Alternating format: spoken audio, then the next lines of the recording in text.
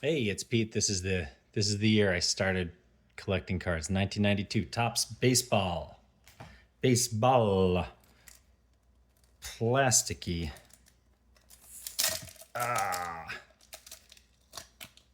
Wrappers. I have not done these a while. They've been a little buried. I try not to go through a whole box all at once, ever. But these are nice. I like the. Here's what I like about 92 with Darren Dalton here, the catcher. Would take them to the World Series the next year. The nice little border. It makes it seem like they're encased in glass. I kind of like that. Really feels like it's memorializing. And then I love that they have the stadium on many of the cards in a beautiful panorama. Mike Timlin, stick around for a while. It's a good pitcher for the Red Sox. Will Clark as an all-star here. Here's a Hall of Famer, Lee Smith. Took him a little longer than he should have. He was the all-time saves leader at one point, but one of the all-time great closers. Bill Doran. Another Hall of Famer, Tom Lasorda, not Tommy. The Oral Hershiser there, and I know who that is on the left. I can't pull his name. Is it Tom Candiotti? No, Tom Candiotti. So, did he ever play for the Dodgers? He must have. Les Lancaster. Kevin Gross. Scratch off. Hey, there's Brent Maine. I was just looking at him on another video. Royals catcher. That's funny. I never noticed that they don't have the position on the front of these. I don't really miss it, but it is fun different ways they've done positions. I like the one where they put them on the diamond with a dot, or have a little caricature of them playing the position or swinging a bat in the corner, as the recent Topps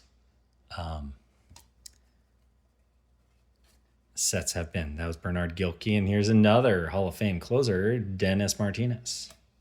Jesse Orosco up there in all-time appearances for a pitcher.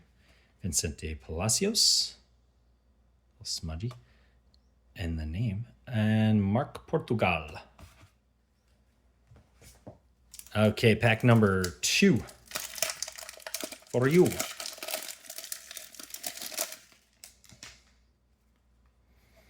Hall of Famer Joe Torre. Former Rookie of the Year Jerome Walton.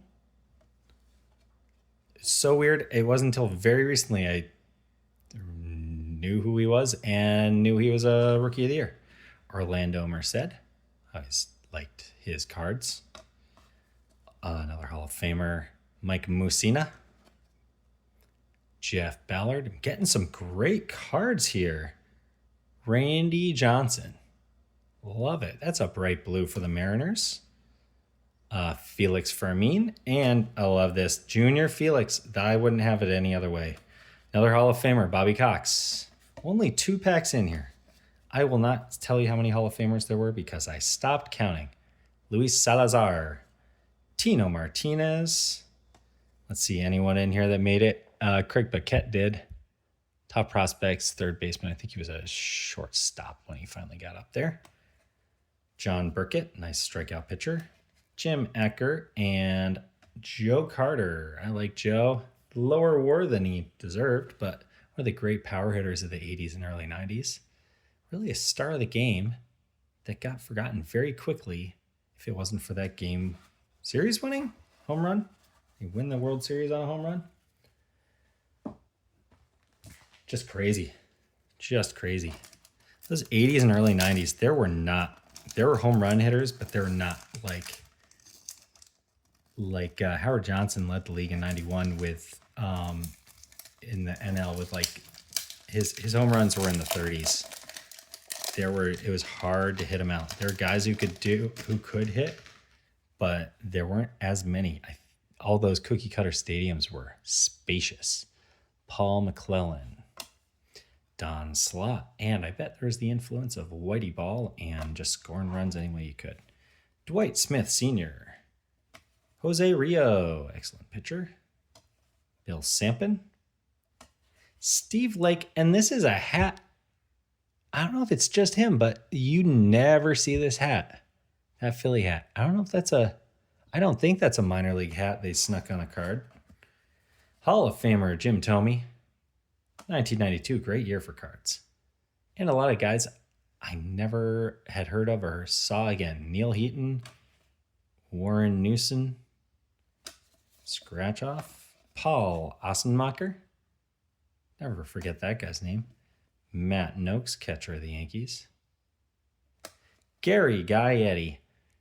Good God, he changed teams right before he would have won another World Series, but he is one of the all-time great third basemen that didn't get the recognition he deserved, and a great fielder. And I think he had like